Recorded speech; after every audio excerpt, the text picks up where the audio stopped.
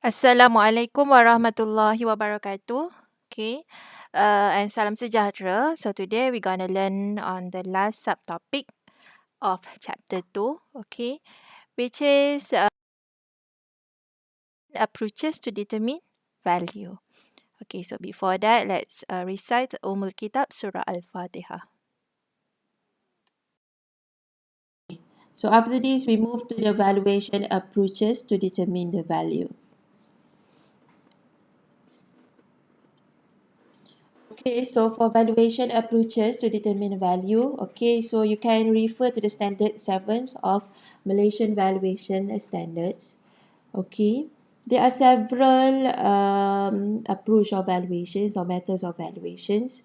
Okay, commonly we have comparison approach, or sometimes we call it as a market approach, whereby in a market approach itself we have a comparison methods. Okay, and also we have a zoning methods. Okay, this one is the commons. And we have another method which is income approach. Under income approach, we have several methods, which is investment methods, residual methods, discounted cash flow methods, DCF. Okay, and the last one is profit methods. Okay, so beside that, we also have a cost approach, okay, and other valuation approaches or methods. Okay, because nowadays the valuations have been what we call it as we are in the facing of evolutions. Okay, so there's a lot of things that we need to value, because now we start to look on the business valuations.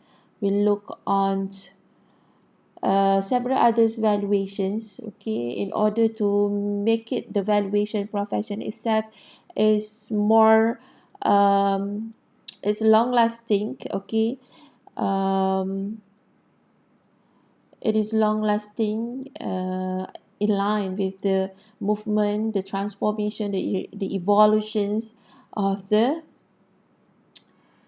um,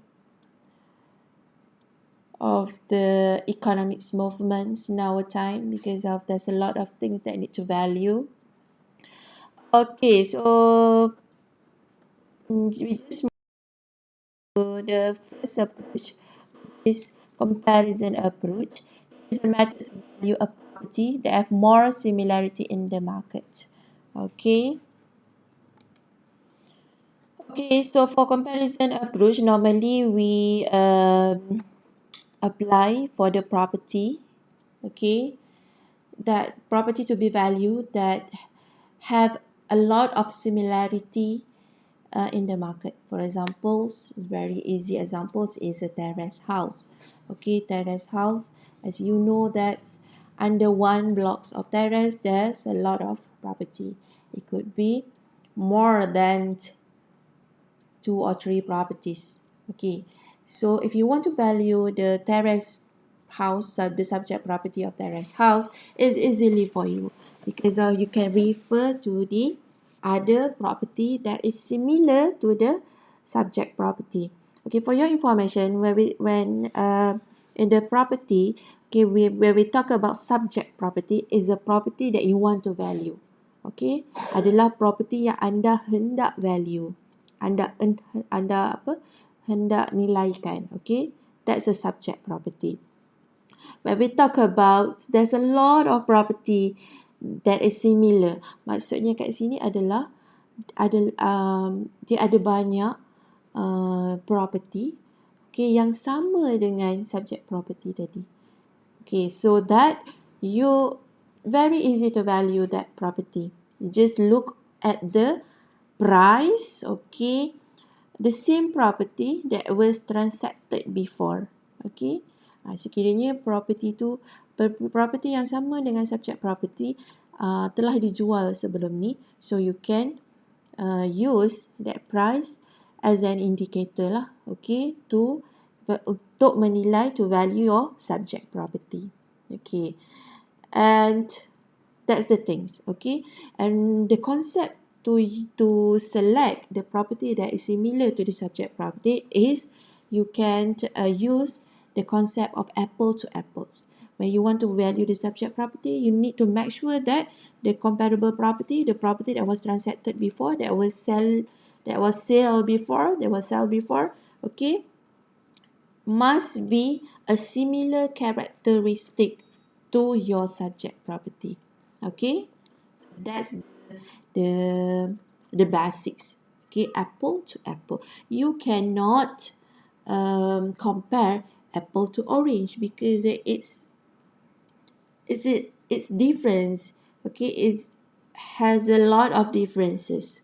Okay, if you compare to a single story terrace house with a double story terrace house, okay, so this one is like an apple to the oranges. Okay, so it is a different character, so you cannot do like this. So the best thing is, if you want to value the subject property of terrace house, so you just look on the terrace, single story terrace house, the same character. Okay. Okay, so for comparison approach, okay, it is divided into two, which is direct comparison approach, and adjusted comparison approach. Direct comparison approach suitable to use for property that is exactly similar to the comparable. Okay, so this one is exactly similar with the comparable in the market. Okay. However, the adjusted comparison approach used value property that have any differences or dissimilarities compared to the comparables in the markets. Okay, so adjusted comparison approach, it is suitable for the property that is okay, have a slightly differences or slightly dissimilarities or several differences, or you found that there ada sedikit perbezaan, okay, similarities. Okay, for example is value land. Okay, to value land, okay, even though it is next to, but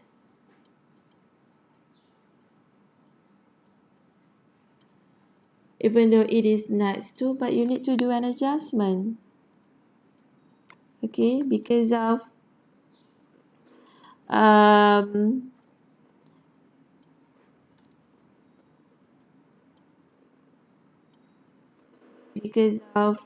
even though it is next to, but maybe in terms of the location is different. Maybe one of the land is first layer, okay, layer pertama yang berhadapan dengan main road, okay, and the second one is even the next to it is second layer, okay, the next layer after the first one, okay, this is the second layer from the main road.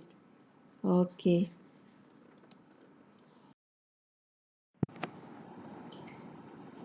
Okay, so before this we learned on the direct comparison approach. So now the adjusted comparison approach. Okay, the adjusted comparison approach, okay, used to value property that have any differences or dissimilarities compared to the comparable in the market. Okay, comparable properties must be recently transacted.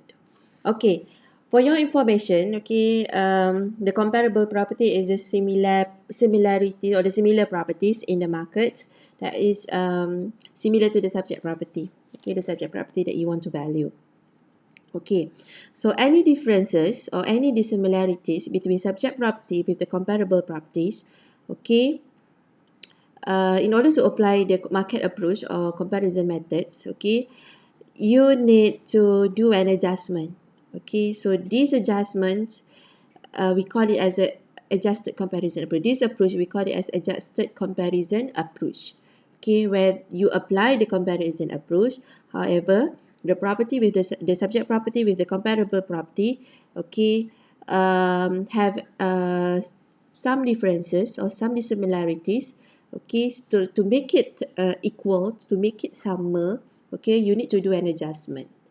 Okay, for examples, a vacant land, okay, next to, okay, the vacant land next to land A and land B, for examples. Okay, we have land A, okay, and land B. Okay, so another one is land B. Okay, but it is actually next to. However, land A is a property that is first layer. First layer. And land B is a second layer. Okay, even though it is next to, however, is different. Okay, first one, the property A, first layer, property B, second layer. So you need to do an adjustment. Okay, let's say you want to value a subject property. Okay, so this one is a B is a comparable property. Okay, so you need to do an adjustment of comparable property to make it similar as subject property. So this one is actually the applications or how the adjusted comparison approach need to apply. Alright. Okay, so next one is the investment method. Okay, so investment methods, it is used to determine value of the property by referring to the rental income. Okay, so you need to remember when we talk about investment, pelaburan. Okay, so the things, the indicators that we look on is the pendapatan sewa, the rental income. Okay. Alright, so from the rental income, we can project or we can value the property. Alright. However, for your informations, okay, the rental income that we will apply to calculate investment, to apply the investment methods is we use a net rental.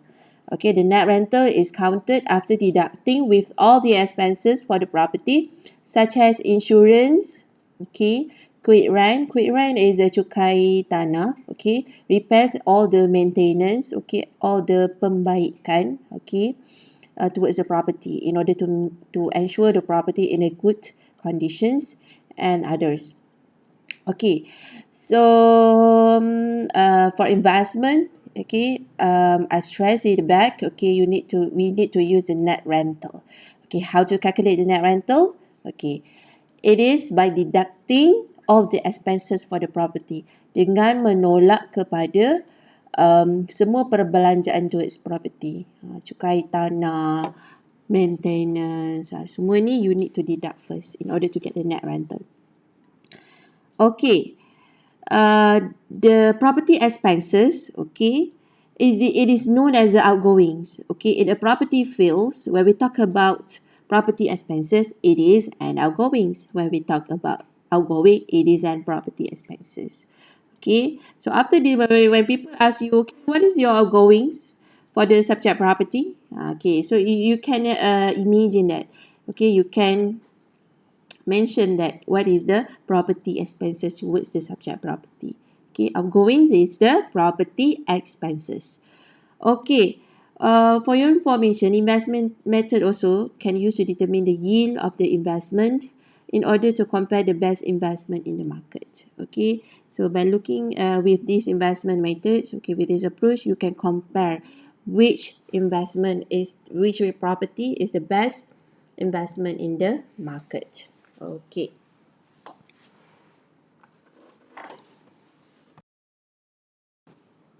Okay, so the next method is residual methods. Okay, these residual methods used to value development and potential land. Okay, this one is the normal purpose of residual methods or application of residual methods. Okay, we use this method to value development and also potential land. Tanah development, pembangunan dan juga tanah berpotensi, tanah potential.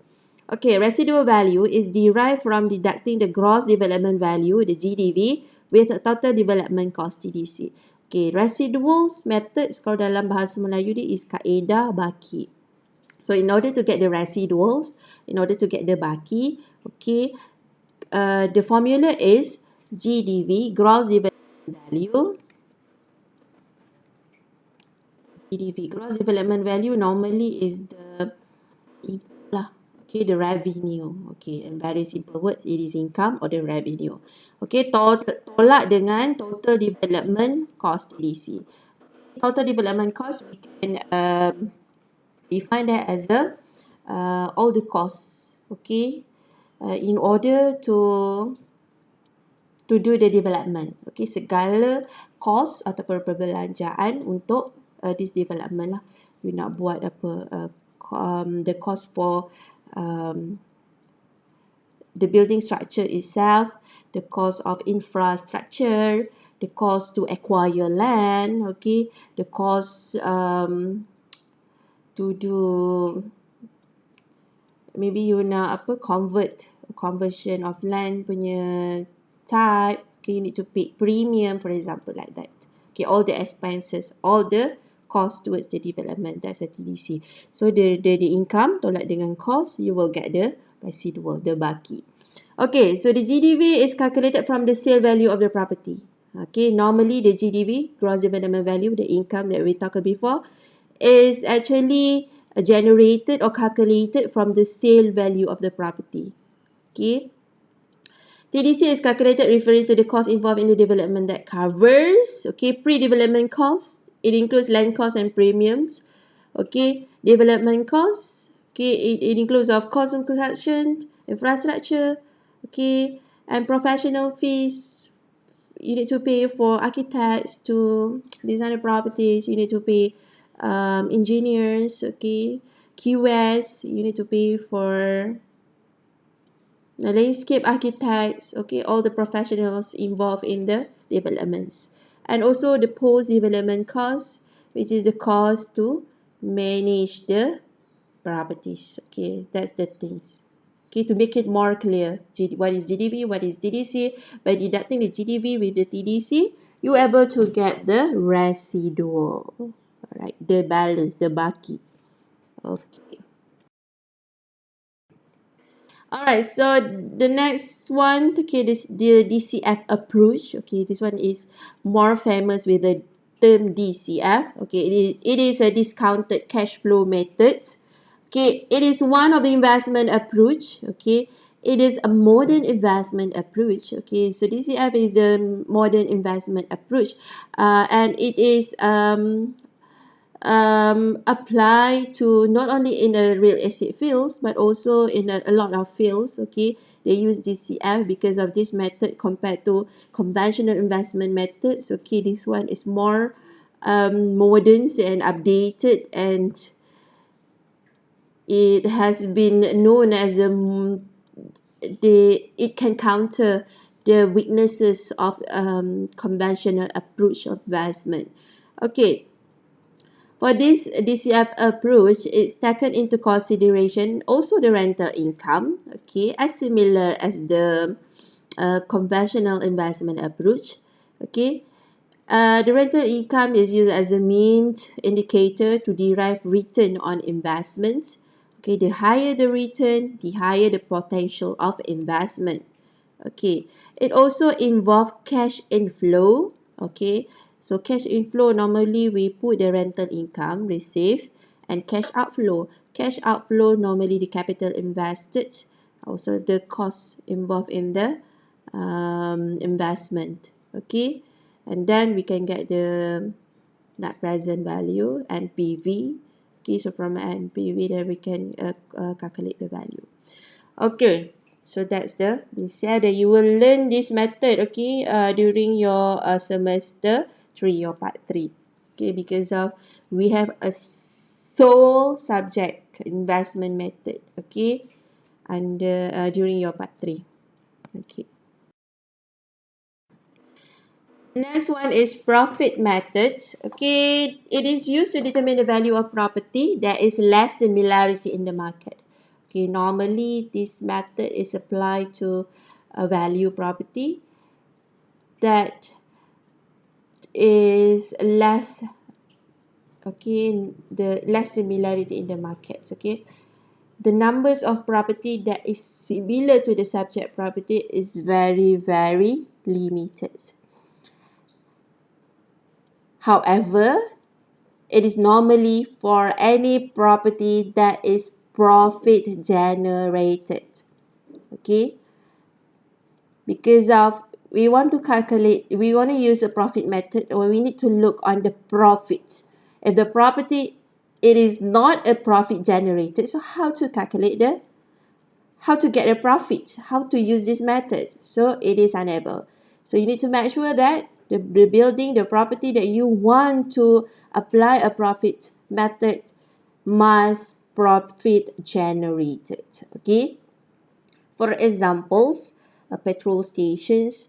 However, commonly petrol stations also they use a comparison approach. Okay, however, if in your opinion there is no similar petrol stations towards your subject property, okay, so you can also apply a profit method, but maybe it's quite difficult because you need to know the accounting history of the business itself.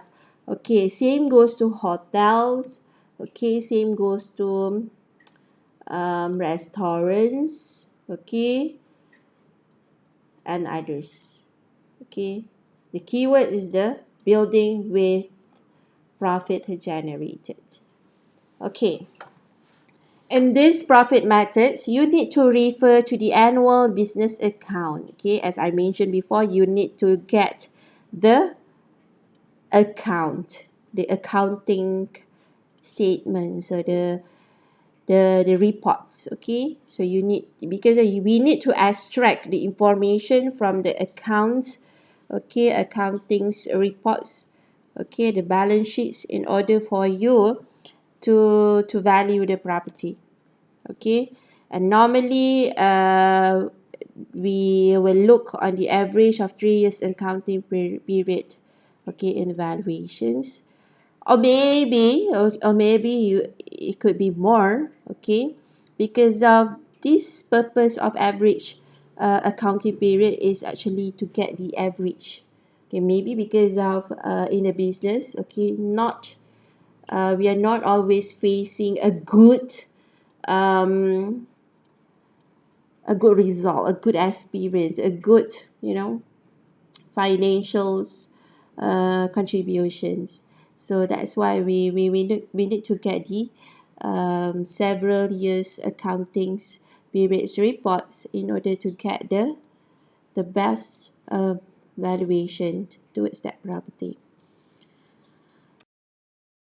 Okay, so next one is cost method. Okay, this one I think it is a common approach after market approach, which is comparison approach. Okay, because of this method is quite I could say that it is very easy. It's quite easy. Okay, okay, so this property can be applied, okay, for the property that is seldomly transacted in the market. Okay, because it taking into consideration the land value and building value. Okay, building value will be deducted with depreciation rates. Okay, so the land value, normally we will use the comparison approach. Okay, it is a combination. Okay, land, we look on the comparison, okay, to get the land value. Okay, however, on the building value itself, we calculated by looking at the cost per square meters, okay, for the building, to construct the building, a new cost constructions. Okay, and then if the property is not a new construction buildings, okay, or maybe have been several years been constructed, okay, and then we need to deduct with the depreciation, susut nilai. The depreciation is susut nilai. Okay, susut nilai, or absolution. Is it absolution? Obsolete. Okay, obsolation. The depreciation is very simple. Depreciation, just talk about depreciation. So depreciation is the susut nilai. Okay, susut nilai. The depreciation means that susut nilai ni maksudnya yeah, because of the buildings when you have used it after several years, dia akan mengalami kemerosotan. Is it kemerosotan? Bolehlah kemerosotan lah, dia dah rosak sini, here and there, okay. So the damages here and there, okay, we calculated in the depreciation, susut nilai lah. Okay. As per mentioned before, the building cost, we normally use the current building cost. And cost, use the current land cost. So that's the cost. Basis is land plus building value to get the market value. Okay, that is cost method.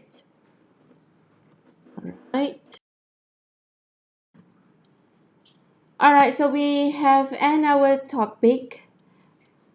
Okay, so actually we have learned on definition of price, cost, market, value, okay, as referring to the Malaysian valuation standards. Okay, there are two types of value which is based on market and non-market perspective. We have learned also factors affecting property value, that it is divided into 4 categories: economic, social and government factors. Okay, so physicals is more towards physicals. It involves facilities, the physical appearance of the building itself. Economics, we talk more about demand, supply.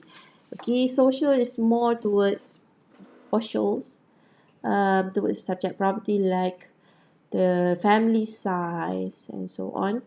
Government factors is more towards government influences towards the building value. Okay, government policies and so on. Okay, so we have learned also the characteristics that affect property value. Okay, we have 4 characteristics. Value is more towards how functions your property, towards how well functions the property, okay, as desired by the purchaser, the owner of the property. So utility value. Scarcity is the limited of land itself will affect the value. Effective demand, yes, okay, the numbers of demand towards your property will affect the value. And also the last one is transferability. The more easier property to be transferred is more valuables. Okay, and the last one we have learned in this topic is the valuation approaches. Okay, so there are several approach. Okay, if we can recap back, we have learned on the comparison approach.